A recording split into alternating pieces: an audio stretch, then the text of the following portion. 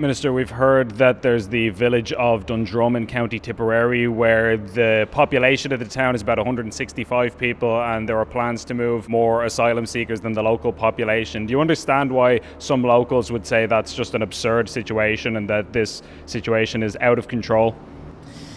Well, first of all, I haven't heard about that particular instance, but I do know that Minister O'Gorman's department does communicate and consult with local communities, and I'm sure that work is ongoing as we speak at the minute. I'm not familiar with that particular case. But in general, would you say that it's sustainable that we do have villages around the country, not just Dundrum, but other places where the government is talking about or has moved more asylum seekers into the local area than there are locals, such as in Lisdoon, Varna and other places like that? Well, can I just say that in the majority of cases where people come into an area, CCTV is in operation at this station. Call CCTV Divine Social Show. Sorry, keep us all on our toes, I suppose.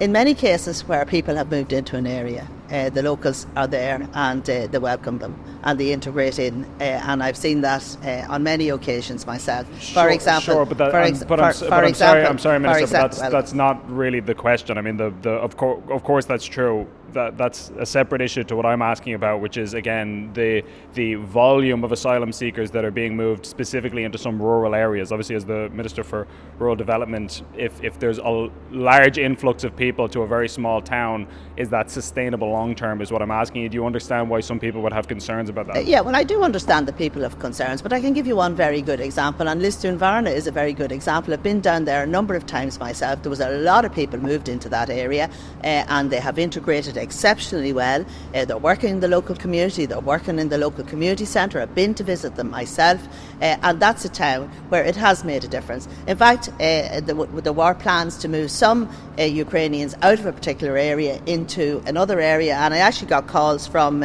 local people saying, please don't move them.